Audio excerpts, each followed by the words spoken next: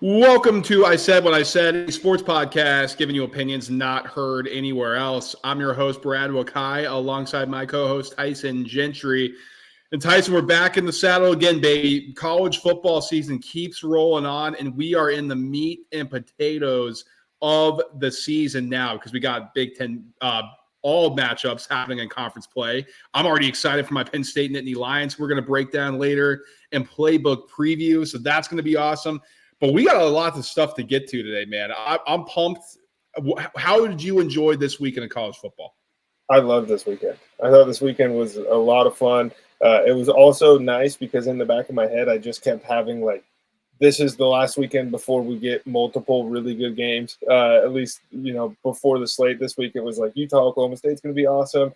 Tennessee, Oklahoma is going to be awesome. And then you're kind of looking around, talking yourselves into a Kansas State Friday night game or whatever the case may be. But, I mean, we'll get into it once we get here. But we're in the top 25 matchup season, baby.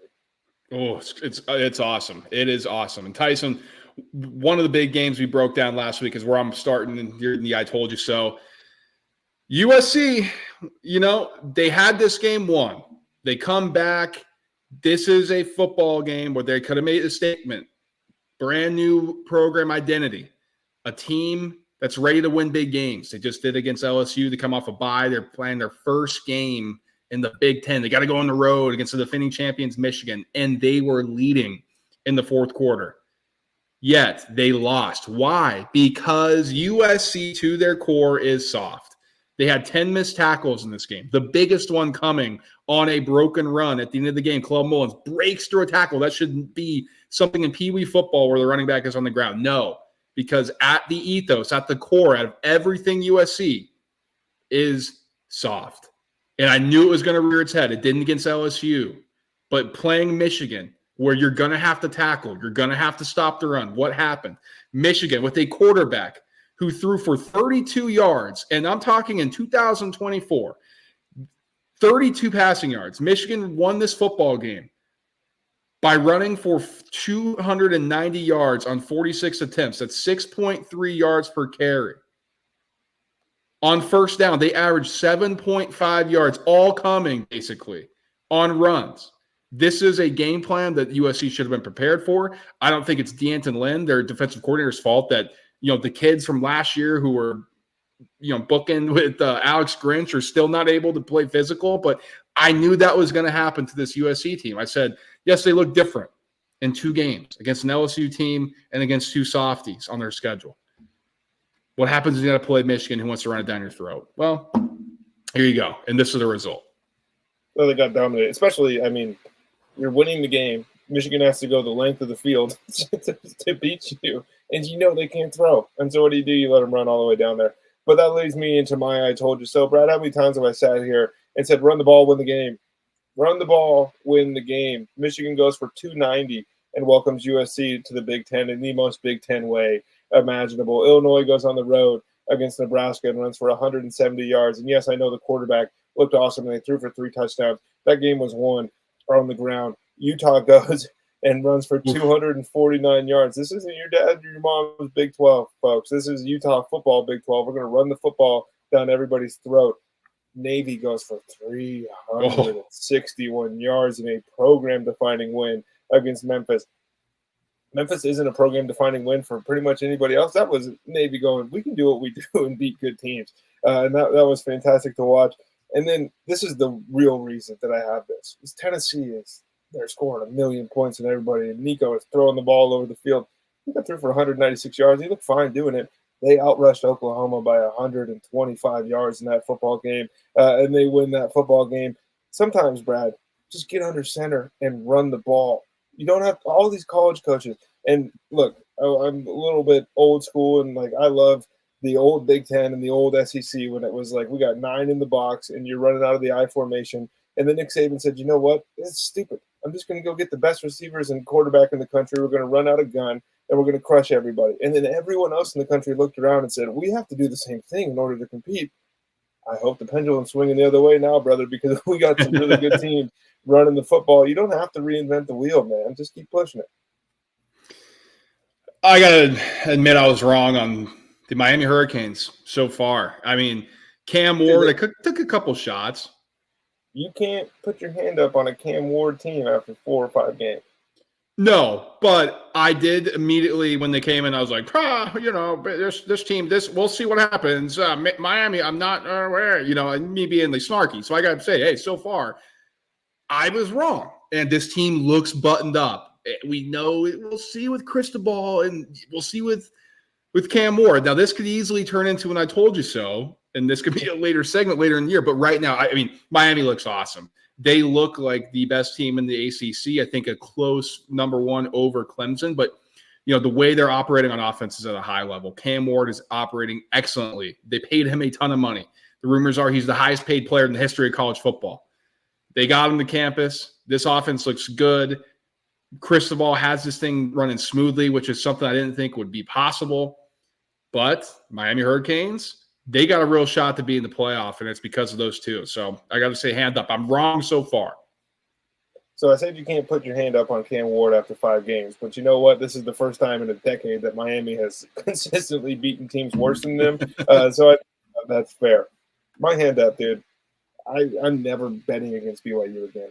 I'm 0-9 fading BYU. Now BYU has a number next to their name in the college football rank. What is going on? Are we living in the upside down? They they host Kansas State, who just comes off a massive win. The week before they handle Arizona, and it's all gravy. And BYU just housed them, and it wasn't even close. I mean, the defense is flying around. Avery Johnson looks, oh yeah, this guy can't throw the ball. Kansas State's dead. Like, they can't do anything. They're getting the craziest punt return I've ever seen in my life. The team is like totally unified. Everything looks good. I thought they couldn't score points, Brad. I'm an idiot. I thought the defense sucked. I'm dumb there too. BYU looks pretty good for a team that I thought was going to be towards the bottom of the country. Yeah, you and me both, brother. You and me both. Donkey of the day for me, Kenneth Grant, the defensive lineman for Michigan who picked up the fumble. He thought he was going to be on SportsCenter. He thought he was on top 10 plays. I'm running this thing back. Everybody loves the big man touchdowns. All you had to do, my brother, is when you saw somebody coming, just go down or just at least put it in your big old gut and hold on to the football. Like Ollie Gordon. Tiny shrimp running back steal that thing out of your arms and almost cost your team a win. Come on, Kenneth Grant. You're better than that. You're a big defensive lineman. You got to be tough with the football. When's the last time you think you got a carry in a game? Well, he probably was waited out in Pop Warner. I don't know. True. Probably practice. I mean, I'm watching that. It was just like, no way this just happened. And like, every college announcer ever, he's always dreamed of this moment. And it's sure right. That Kansas has. And then all of a sudden the bubble pops and he was sitting there going, I just lost this football game. Oh my God. Yeah. Luckily they were able to pull it out. So it can be something to laugh at. But, everybody in the country needs to put that on tape and just say, fall on this thing. Just quit. Look for the nearest defensive back and pitch it to them. Brad, my donkey of the day. Oh, this one hurts. Dave Aranda and the Baylor Bears. Dave Aranda has been horrendous in the final 2 minutes of games since he's taken over in Baylor. But this was like a new level, dude. I mean, we get back-to-back Hail Mary completions, essentially, for Colorado to win this game. And then they just walk into the end zone in overtime. Baylor goes backwards. And all this, like, we were texting during the game, and it was like, there's no way Baylor even has enough juice to compete in this overtime. We were correct. This is like, he's been pantsed at the end of the game situation for a while now. But the reason this hurts is I thought this guy was the next big thing in college football as soon as he left LSU as defensive coordinator, right? He wins coordinator of the year. He takes over for John Chavis, and everything is awesome. And now this Baylor defense isn't all that great, and it's another year of it not being all that great. It's another year of him maybe not recruiting at the level that is going to be necessary here as college football evolves. And to lose a game like this, let's be honest, Baylor had to have this one. Like, they had to have this one to go where they want to go. Now they're fighting for a bowl. That's not where you want to be as the Baylor Bears. I thought this dude was special, Brad. He might have to hang up the whistle and go back to coordinator duty. Oh, well, before he hangs up his whistle and goes back to coordinator duty, how about, if you're going to be the defensive coordinator, you're going to be calling plays. How about you figure out how to stop a Hail Mary? It's almost happened twice at the end of the Colorado game.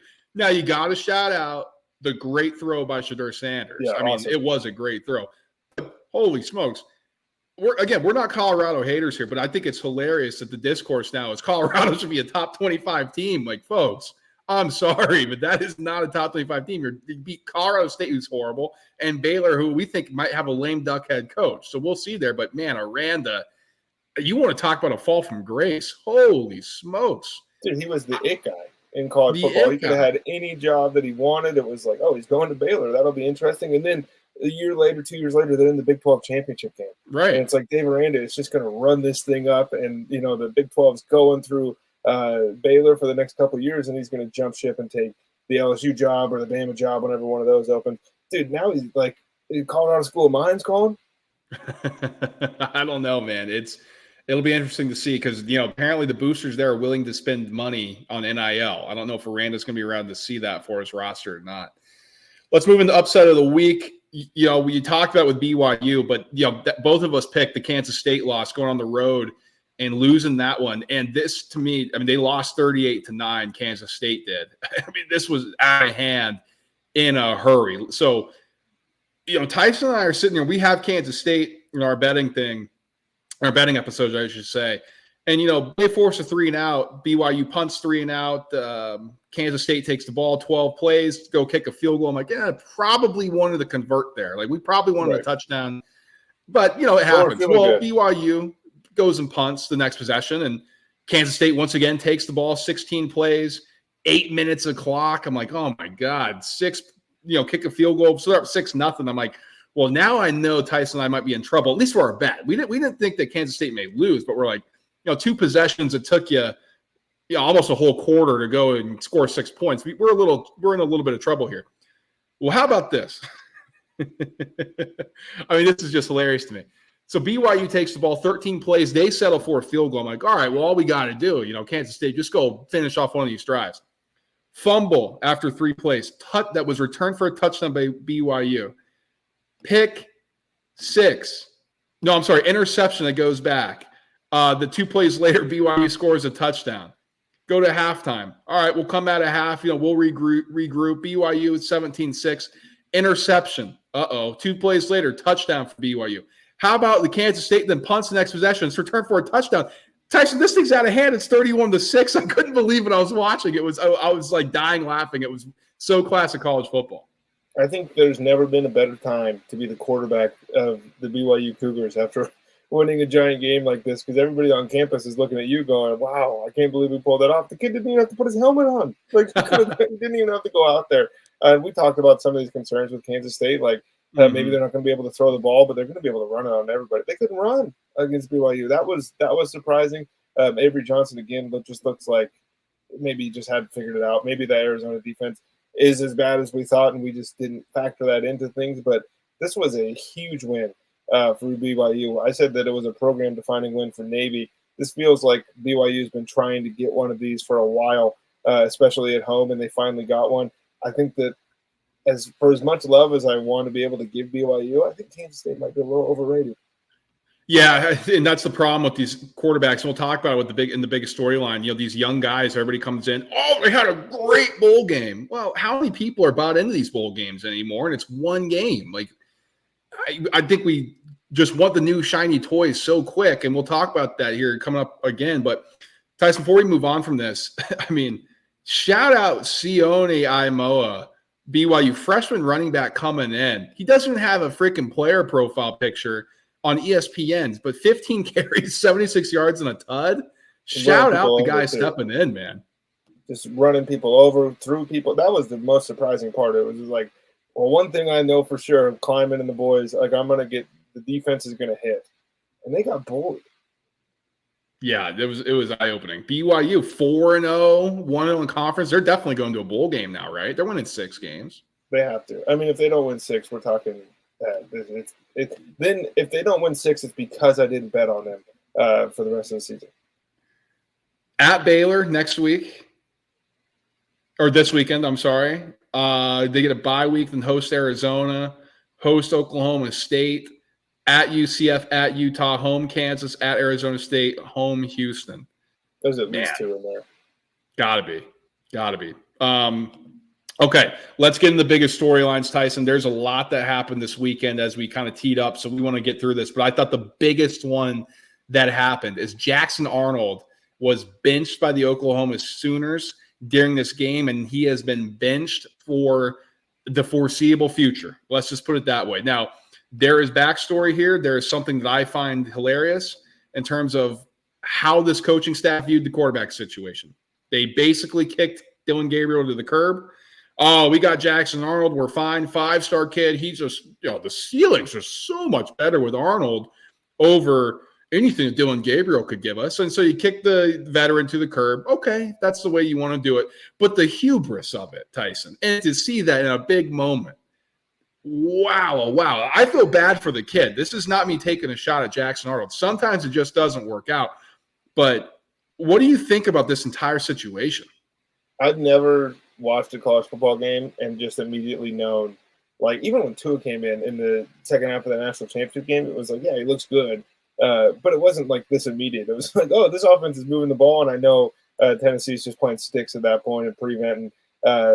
Oklahoma's running for 1 billion yards every play. The kid doesn't really even have to throw the ball. But it got to the point where even Kirk Herbstreit is sitting there going, I like this is better. Like, you have to move forward.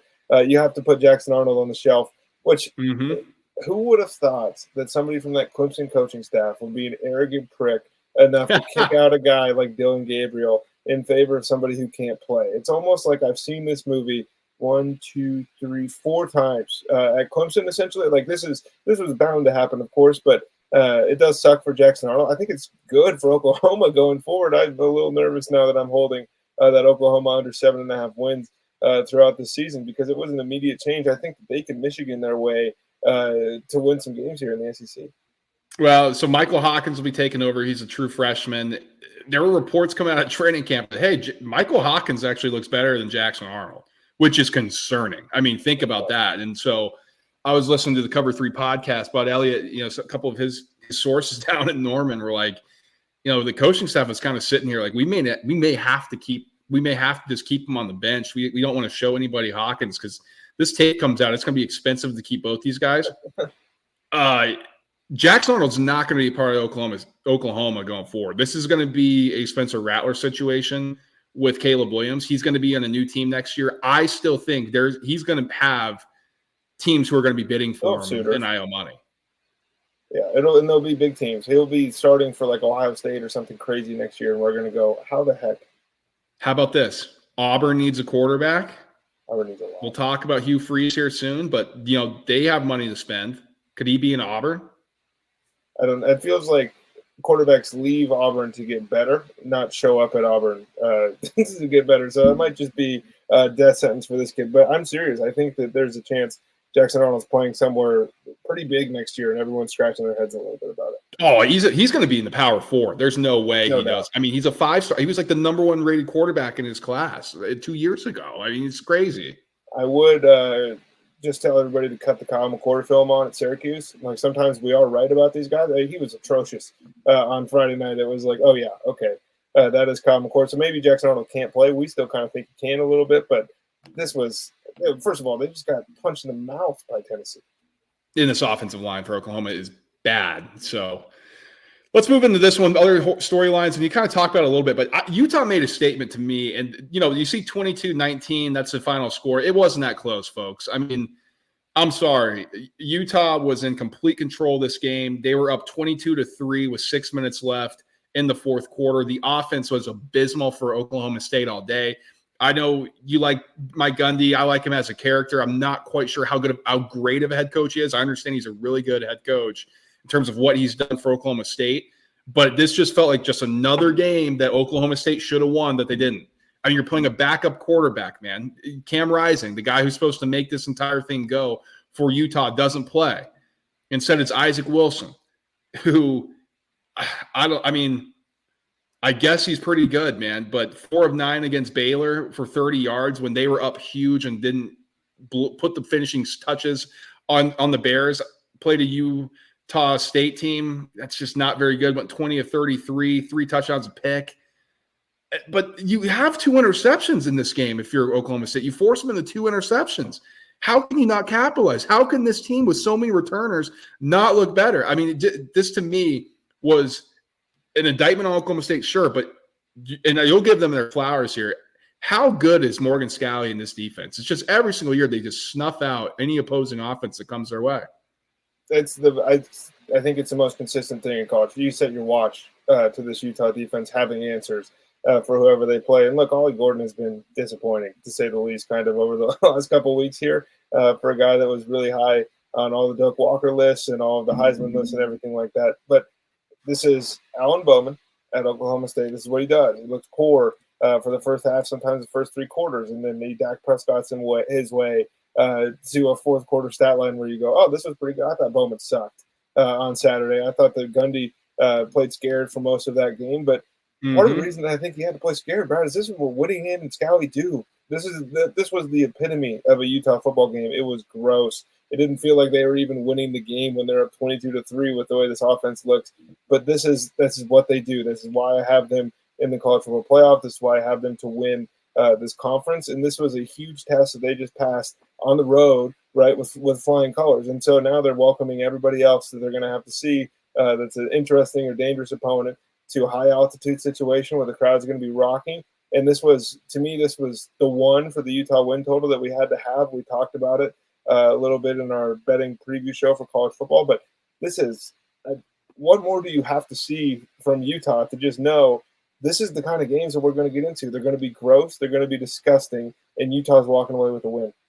Yeah, and you highlighted before off the top, but 249 rushing yards compared to the supposedly the best running back in the country, you having 48. Now, I think there is something with Alan Bowman, but people are just stacking the box and saying, hey, beat me. And he has first three games.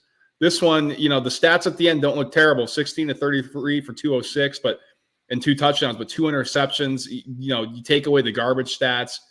It's a little ugly, man. I mean, I have concerns about Oklahoma State now after this. Now, I don't think they're going to face a defense as good as they just faced for the rest of the way.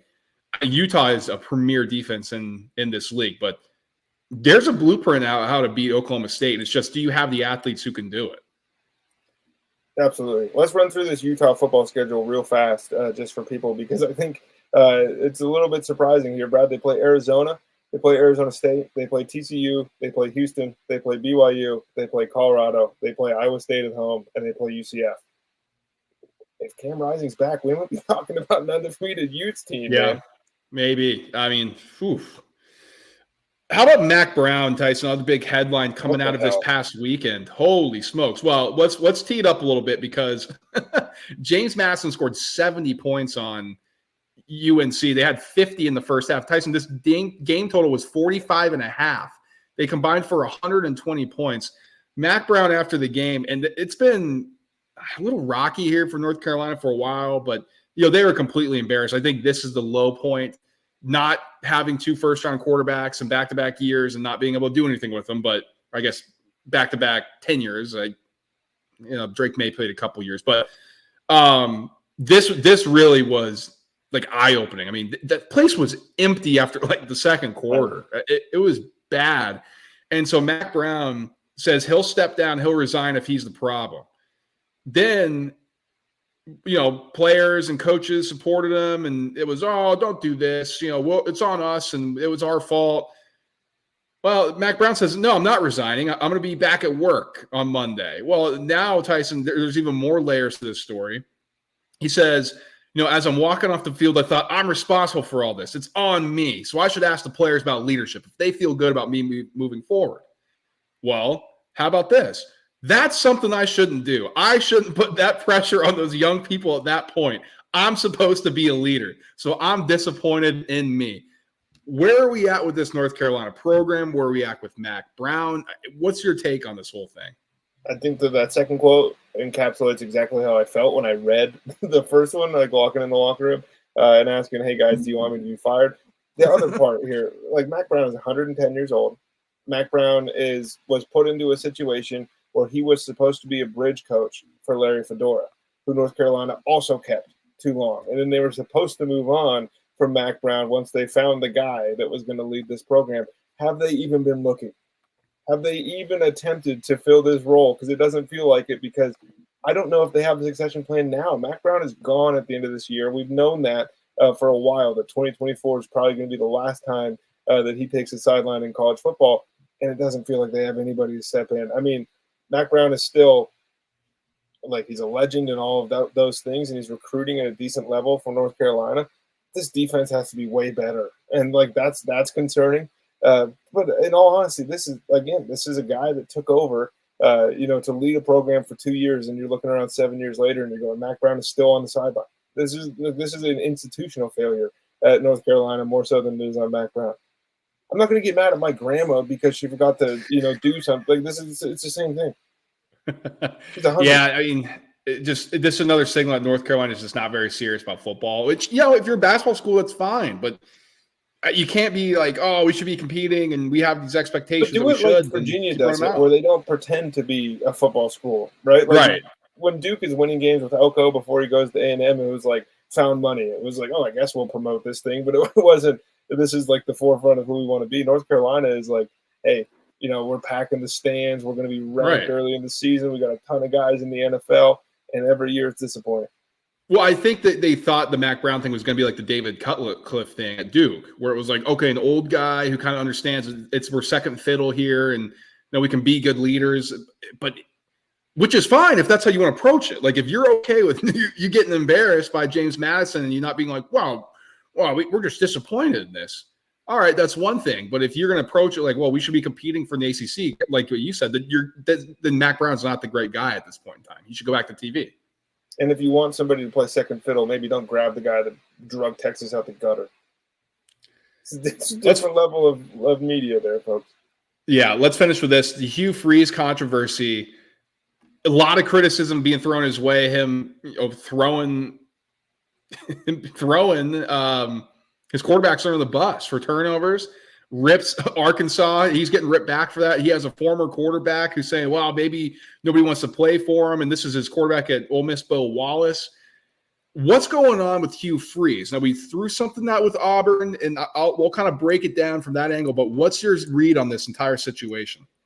Well, I don't think that Hugh Freeze was ever my guy, right? Like, I know that his record is like 100, and he's doubled up wins to losses, which is the sign of a really good football coach. I've never been Hugh Freeze fan, and just the way he looks. I mean, I'm looking at a photo of him right now on my computer. I'm like, this guy's a dick. Like, I don't know anything about him, but I loved him at Liberty. Like, I love those Liberty teams and kind of I love a good resurgence story. But it was like, as soon as he gets back in the spotlight, he's throwing people under the bus.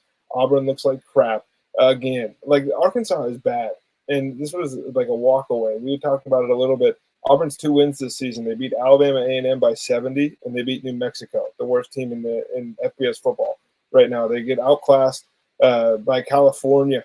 Like, to start the year, your team Twitter's talking a bunch of smack. Everybody's saying you're never going to lose to somebody from the West Coast like Cal. They walk in and run the ball down your throat, right? Like, this is crazy. And then Arkansas does the same thing. It just feels like Hugh Freeze is the epitome of Auburn, because it is so much unrealized potential when he gets things rolling, and you're like, wow, this guy actually can coach a little bit. And then all of a sudden the wheels fall off, and instead of getting out of the bus, right, they turn around and chuck a Molotov cocktail in the back. So I thought Hugh Freeze is going to work here at Auburn. I think he's a good head coach. Is he an asshole? This whole thing that, football coaches, it should be the guy in the community that we all want to rally around. Well, do you want to win games, or do you want to have the gym teacher coaching football games? Because I got news for you. Nick Saban's a prick. Kirby Smart's a prick. Urban Meyer was a prick. They're all pricks, right? If you want to win at this level, you're going to be an asshole. You got to have it in you. Like, if you're going to be a nice guy, that's fine. You can go coach at the G5 level. You can go be the guy in town that you have a beer with, and we're happy that we win 6 games and we can go to a little Music City Bowl. But if you want to be at Auburn, in Liberty, but if you want to be at Auburn, if you want to take on the big boys in Alabama, if you want to overcome that little brother complex, you got to bring in somebody who has a little bit of an asshole side to him. Apparently that's Hugh Freeze, right? So I think that's okay. I mean, I'm not going to be clutching my pearls because a quarterback who's turning the ball over a million times, his head coach calls him out. People are loving the Brian Callahan comments about Will Levis. I mean, what's the difference here? Now, I understand these are college kids compared to professionals.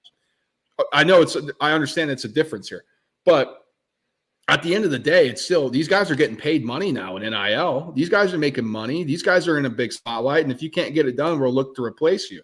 So the issue is for Auburn is they haven't been able to move the ball, and this offense looks bad. It has not looked like the Hugh Freeze offense. So Tyson, moving forward, they're going to be aggressive in the portal. Apparently, they are viewing this season as one where you kind of get the people that Freeze has been able to recruit, some experience, and then next year when they secure another top recruiting class, they hit the portal hard, and that's the year they want to go after it.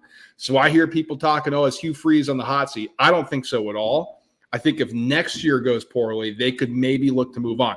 This year to me is just a scratch. Now, I mentioned Jackson Arnold could that be a target if he leaves Oklahoma? They're going to go after somebody like that. That's my read on this entire thing. People who are way more plugged into college football have been kind of suggesting that's the case.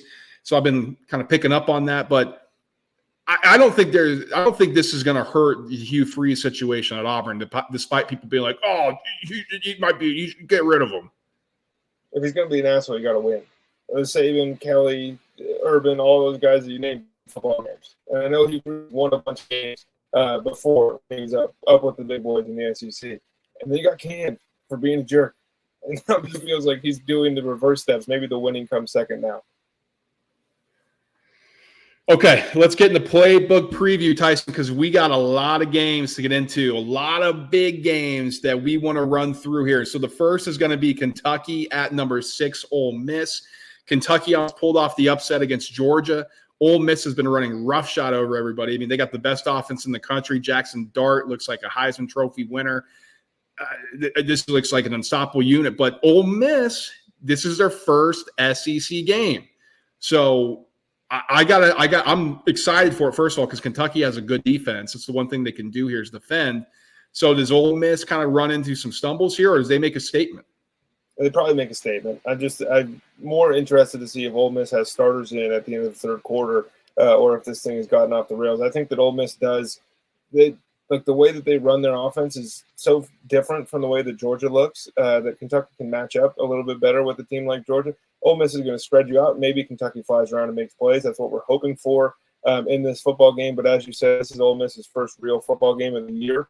It seems like they've been playing D2 schools, it feels like, right, to start this season. So interested to see what they can put on tape. This doesn't feel like an Ole Miss team, of the Ed O days or whatever in the past, where they get this ranking and then they slowly come back down to earth. It kind of feels like Lane Kiffin might have finally built the machine here. Yeah, Kentucky, the one weakness I think that can be exploited here for Ole Miss is they are 80th in EPA per drop back. That's not the recipe for beating this Ole Miss team because Dart and Trey Harris are just ripping apart teams. So keep an eye on that. But, they did stifle the Georgia offense. You kind of talked about before we got on here. Everybody's talking about Carson Beck, number 1 overall. Jackson Dart seems to be going under the radar here. So this would be a massive statement. Some respect, man. I mean, what are we doing? It took forever to get him to even move up the Heisman rankings last year. Wisconsin going on the road to face number 13 USC. Now, to me, this is a classic spot of can USC bounce back? These are college kids. It's emotional. They come back home. Everybody kind of being like, oh, man, that sucked. And are they going to be able to get off the mat? Wisconsin. If this was a Wisconsin team from old, they'd be like, holy smokes, there's a blueprint that Michigan just gave them. They're going to run it down their throat. Problem is Luke Fickell got rid of all those big offensive linemen, got rid of the run-first identity. I don't know what to expect. I got to be honest with you, man. I think USC probably throws the ball all over them. This defense still stinks for Wisconsin. But what are you looking forward to in this? I think this is a Miller Moss legacy game, baby. This is the one they're going to remember from him when he's done USC. It's going to be, remember when you beat LSU in that giant game to start the year? And remember when you threw for 550 yards against Wisconsin the week after we lost to Michigan and everyone said we couldn't play in the Big Ten? USC is still soft. You laid that out at the beginning of the episode. I'm in full agreement there. Wisconsin's soft too, and that feels weird to say, but they're not going to do what Bama did to them. But Wisconsin has to be able to also score points, and it seems to be the best way to score points on this USC defense is run the ball, which every Wisconsin team, saying the last 2 years in the history of their program, would have been able to do, and I don't think they can do it now. 96 in EPA per rush, Wisconsin is. Ooh, Does it boy. not blow your mind to watch Braylon Allen run around in the NFL and go, wow, this dude went to Wisconsin and they just chose to not give him the football every play? The only time he didn't go over 1,000 yards. Let that sink in. Big one. LSU, number 15th ranked team in the country, going on the road to South Bend to face number 16 ranked Notre Dame. And this could be a Tyson and I have to eat crow type of game here if Marcus Freeman can pull this off. Now, this is a revenge game for Notre Dame after what Louisville did to them last year. I mean, they embarrassed the Golden Domers. This, to me, this is a statement game for Notre Dame. Like, if you can't show up to this one and if you get embarrassed in this one, folks, I don't want to be hyperbolic. It's not what we like to do here, but there needs to be some serious conversations going on about Marcus Freeman. Because if your team's not ready for this, after what they did to you last year at Louisville, and you can't put together a good matchup here at home, ooh, boy, I don't know if it's going to get better than that. I'm terrified of what we're going to get in this game. It feels like it could be a repeat of last year, but Brad, I've seen enough college football to know this might be a Notre Dame smash spot. This might be Notre Dame runs the ball for 300 yards. Louisville barely gets to touch it on offense. We're not even allowed to see some of the fun stuff they've been cooking up on that end of the field. In Notre Dame, you look around at the end and you go, maybe that loss, wasn't that bad. We should let them into the playoff. If you notice at the bottom of the screen, the voters have done their darndest to keep them in that conversation because if they win and USC loses, all of a sudden Notre Dame's at 13 and just needs one loss, right, to get into this playoff. This is a huge game for what college football is going to look like at the end of the year. It's also a huge game for something like Louisville is kind of rolling. Like that's weird. We were not necessarily as high on them this year as we were last year, it felt like, in the preseason. But, Brad, this team is really fun, and they can do things athletically that I just don't know if Notre Dame's seen, and I know who they've played. So you save all that stuff. But they're more explosive on offense than A&M, and it's not close. Well, the good news is that Louisville's not a part of the MAC, so Notre Dame might be able to roll here because they look good against A&M and they smoked Purdue. So we'll see. Now that's being tongue-in-cheek. Now, realistically, this is an interesting matchup because Notre Dame's defense is actually really good against the pass. They're second EPA per dropback. Louisville loves throwing the football. They're eighth in EPA per dropback. Like, they're a prolific passing offense. So who comes out on top there? And then you mentioned rushing the football for Notre Dame. They're 17th in EPA per rush, but Louisville can stop the run. They're 19th in EPA per rush on defense. So, kind of battle of the Titans here in terms of the offensive strength and defensive strengths in both teams. This should be a fun matchup. It should be. I think this has the biggest potential to be like, this is the one that might be most volatile this weekend. All right, let's get into the game that actually matters here, folks. 19th ranked Illinois fighting the Illini coming into Happy Valley in a night game to face a number 9 ranked Penn State Nittany Lions. Now, if you're watching on YouTube, you see the flag behind me. I'm an alumnus of Penn State, so I'm going to throw this to Tyson. I want to hear what he's looking forward to in this one. I'll break things down from my perspective. Illinois has a fantastic coaching staff. Illinois went on the road last week and beat Matt Rule and Dylan Raiola, and they look good doing it, right? Like the offense, as I mentioned, they ran for 170 yards. They're slinging the ball around in a way that it was like, oh, I didn't know Illinois was capable of doing this. They get to Dylan Raiola time after time after time, especially in that overtime. He takes 3 sacks. As Illinois is rolling, we're playing classic Big Ten football. Nebraska's not Penn State. The only concern I have is that Penn State has started slowly, it feels like, in their games this season, and Illinois is just on a heater right now. Maybe they're able to capture some of that momentum and keep this thing close. You are not walking into Happy Valley with, I think there's probably 6 teams in the country right now that I would say could go into Penn State and have a chance to beat them. Not to beat them, but to have a solid chance to beat them. And I don't think Illinois is one of them. Folks, buckle up, because this Penn State offense is not the one you remember. And I know none of you have been watching them play West Virginia and play Bowling Green and some of these other teams that they've had to play, and their games have been weird, right? They've been delayed, and a couple times, actually, it feels like the games are taking 9 hours from kick to finish, and you forget they're even on the screen. Penn State by 1,000,000 this weekend, Brett. Wow. Well, you're a lot more confident than me. mainly because I always get nervous for games like this. But everybody's waiting, right? Everybody's like standing in the weeds to come out and be like, "Oh, Penn State, of course, you can't win a big game." Now, I think it's going to be funny if Penn State dominates like Tyson thinks. That it's just Illinois. That's not a big. It's not just me, brother. This spread is 17.5 points. The odds makers definitely think it's not going to be close. Here's what concerns me: KJ Winston, the absolute superstar safety for Penn State, is out, lower leg injury.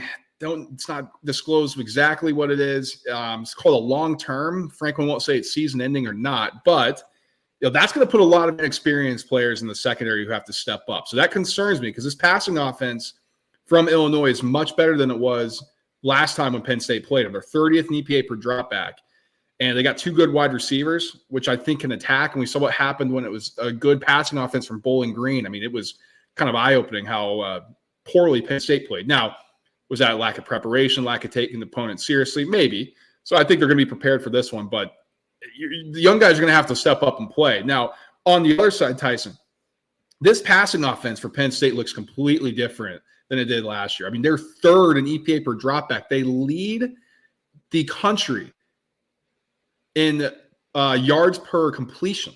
I mean, this is a big play, explosive offense. Oh, I'm sorry, they're 2nd in passing yards per completion. Navy is actually number 1. I mean, of course, right? Yeah, it's always one of those service academies. Yeah, exactly. So my concern is here. This is a really good secondary for Illinois. They're 17th in EPA per dropback. There's still question marks about this Penn State receiving unit. Now, Tyler Warren is an absolute beast at tight end. I think he's a difference maker. Harrison Wallace, after the first game against West Virginia, he's been on a milk carton, but Omari Evans has emerged as their deep play threat, something that they haven't had on the Penn State sideline in a while. So got some other guys involved last week. Does that boost the confidence? If everything goes right, Penn State is going to be able to run the football, and they're going to be able to hit explosives, and they'll be able to get after the passer. I think Penn State wins. I think they win probably comfortably. I don't know about covering, but I think this is one under the lights where Penn State looks, no, we're different than we were last year on the offensive side of the ball, and they win in prime time. We get our first statement game of the year. Need it. All right, actually the biggest game of the weekend, number 2 Georgia going on the road to face number 4 Alabama. I mean, folks, you can't miss this one. This is, you want to just tee up everything cliche. You got, the guy who replaced Kirby's Nick Saban is basically facing Nick Saban 2.0. Haha. Like, I've been seeing that going around. Here's the deal. These teams, they're both going to be in the playoff, barring an epic collapse. So we're not necessarily, like, this isn't necessarily like a loser leaves town match, but we're going to know who the top dog is on these blocks now. Who's the top dog on the street? Georgia's been it for, their title run. Alabama knocked them off their perch last year when they beat them in the SEC championship game. And I think Georgia's chopping at the bit to get after them here. They haven't quite looked as dominant than we've seen. I think this is their time that they want to make a statement. They say, no, we are the bullies. We are the best in the SEC. And in order to be the bullies or be the best in the SEC, Georgia's going to have to run the piss out the football.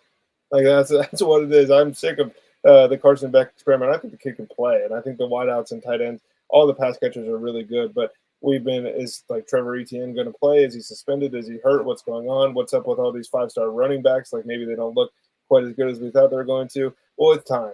I think that this is the weekend maybe where they just say, we're going to go out and be physical. I think Kalen DeBoer is also up for the challenge. And that's the thing that I'm most excited about here. Is Georgia going to be susceptible to big shots? Is really going to be the make or break thing here? Can Milroe deliver those balls in the moments when you need them is the other part. I am far more confident in Georgia's ability to hit these 20, 25-yard chunk plays than I am in Alabama's, not because I don't think that Alabama can do it. I think they actually are better at it through this point in the season. But I've seen Milroe kind of shrivel with the arm in moments like this. I think the legs, you're never going to have a question about. But the other part with this game, Brad, you said it's going to be show who the big dog on the block. Whoever wins this game is losing the SEC title game. Like, that's how these things go. That's a good point. That is a good point. I'm just looking at the advanced stats here. The strength of one team is the strength of the other. I mean, Georgia's offense, 13th in EPA per rush. Whoa, what's Alabama good at? Stopping the run, 7th in EPA per rush. Well, Georgia can throw the ball a little bit, 20th EPA per drop back. Alabama, the best team in the country in terms of stopping the pass. And then on the other side, Alabama, 5th in EPA per rush on offense. You know, they got Milroe, they're running the ball down. Well, who can take it away? Georgia, who's 11th in EPA per rush. And Milroe done a good job in EPA per drop back at 7th in the country. They've been explosive. You know, that helps a ton. You can just pop big chunks. Well, Georgia's 10th in EPA to drop back on the defensive side of things. So this should be a classic SEC battle where it's hard hitting. Let's see who can physically dominate the other one because we don't have a huge edge in one area or the other. I can't wait for this game. No, this is fantastic. And to get it, this early in the season feels like we don't deserve this. All right, a lot of good games. That's what we wanted to discuss here in Playbook Preview. But Tyson, we do our picks episode. We record on Thursday, so people sometimes miss any of the games that we're giving out on Thursday, and we'll have Mac that's coming out before. And so where can they find any of those plays that are coming in? The Discord. The group name is I Said What I Said. Tons of different channels in there. Brad's been on an absolute heater. He's been real close to a couple massive ones. Got a couple home already. We had a bounce back weekend for the pod in college football and NFL betting. So if you're listening to the shows, that's good. But part of that bounce back, Brad, is in the live plays that live in Discord, and you're not going to get those anywhere else. And on the show, we often give out typically just straight, 1-for-1 picks. Where the Discord, we got a long shot slip channel in there, a lot of parlays, things like that. We've got our Sunday or our primetime prop channel finally up and running. We're back. We're on the board. So that feels good. But hop in the Discord, people. We'll let you right in. It's free. We're trying to build a little community. Yes, sir. And in the meantime, folks, like, subscribe, and share on the way out. Smash that like button if you're watching on YouTube. Stay subscribed if you're listening to podcast or if you're watching on YouTube so you don't miss a single thing. I already mentioned that we got our bets episode coming out later in the week. I'm fired up to get back at it in college. I was getting a little disheveled before, but I think I'm starting to figure some things out. Knock on wood here. I don't want to jinx myself. NFL, I got to pick it up. So we'll be back attacking the NFL board later in the week. So you want to stay connected with us for then. So we will talk to you guys later in the week, giving you some winners before the weekend. Talk to you then, guys. Peace.